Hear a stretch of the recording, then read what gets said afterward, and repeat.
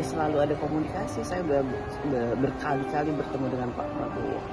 Kira-kira kapan tanggal pastinya? Nanti dalam waktu yang secepat-cepatnya dengan waktu yang setepat-tepatnya.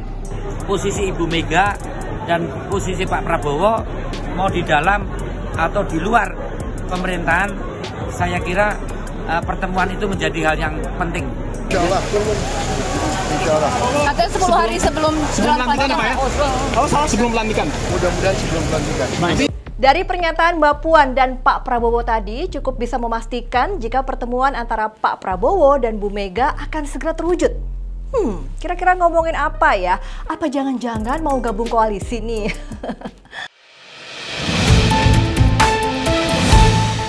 Wajarlah ya kalau publik berprasangka terkait rencana pertemuan Bu Mega dan Pak Prabowo dalam waktu dekat ini. Soalnya sinyal-sinyalnya sudah kebaca nih kawan inilah.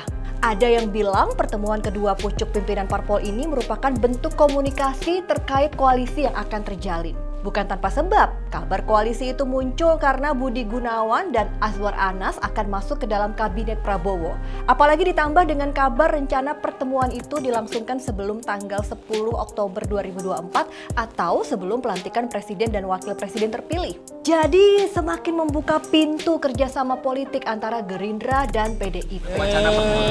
Saya kira baik pertemuan itu sehingga komunikasi antar tokoh-tokoh bangsa bisa sambung untuk kemajuan negara, untuk kemajuan bangsa. Tapi masalahnya sekarang PDIP menjadi satu-satunya yang berada di luar koalisi Gerindra dengan partai lain yaitu Kim Plus di pemerintahan baru nanti. Jadi bisa dibilang kalau PDIP adalah satu-satunya partai berstatus sebagai oposisi.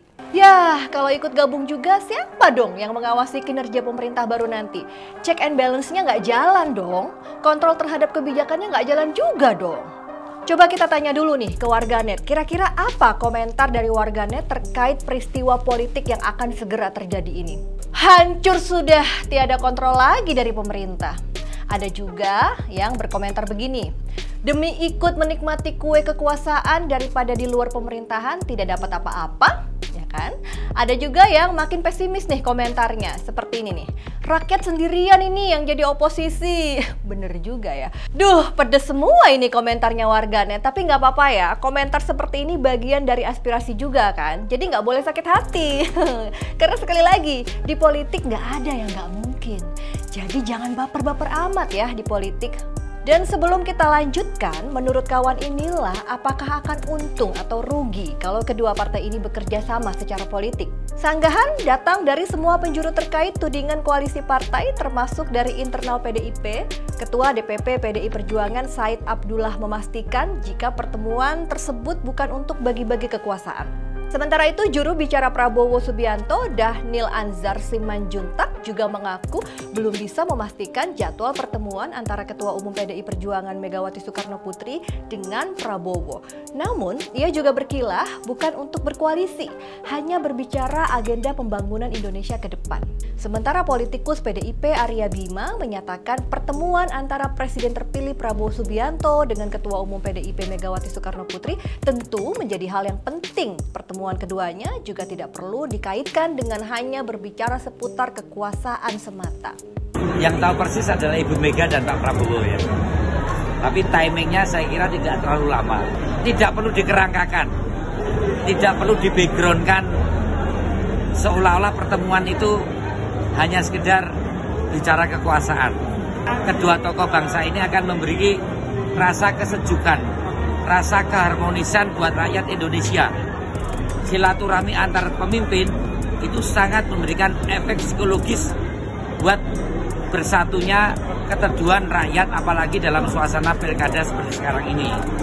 Jangan sampai pertemuan itu hanya dikerangkakan dalam perspektif bagi-bagi kekuasaan atau bagi-bagi menteri.